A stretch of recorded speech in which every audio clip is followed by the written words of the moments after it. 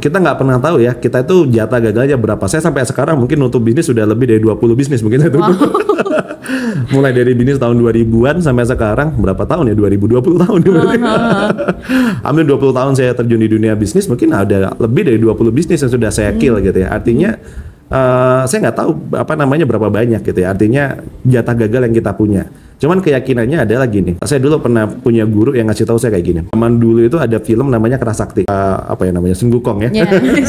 Ya. Nah, dia kan harus ngelewatin 99 rintangan tuh untuk dia sampai ke tempat yang dia untuk yang dapat. Dan dari setiap 99 rintangan itu dia ketemu sama musuh yang semakin lama semakin hebat, semakin hebat, semakin hebat, semakin hebat.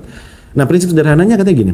Kalau kita dihadapkan dengan semakin banyak rintangan, berarti sebenarnya kita sudah semakin dekat dengan keberhasilan. Ya, dengan ketujuan gitu. Ya, dan memang pasti semakin lama ujiannya semakin gede gitu. Dulu saya menghindari yang namanya siapa sih yang mau gagal gitu ya.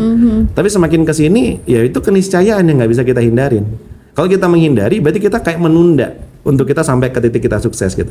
Karena challenge-nya berbeda gitu. Ya Lala sendiri mungkin ngerasain lah dari mulai bisnis gerobakan sampai akhirnya bisa punya resto, sampai akhirnya bisa punya kafe besar gitu. Challenge-nya tentu nggak sama, ujiannya tentu nggak sama. Tapi kalau nggak pernah nekat untuk ngedobrak tuh dari gerobakan untuk sampai jadi punya kafe, pasti nggak akan pernah nggak pernah naik kelas kan gitu kan. Ya akhirnya mungkin punya banyak tapi ya level ujiannya gerobakan aja kira-kira gitu.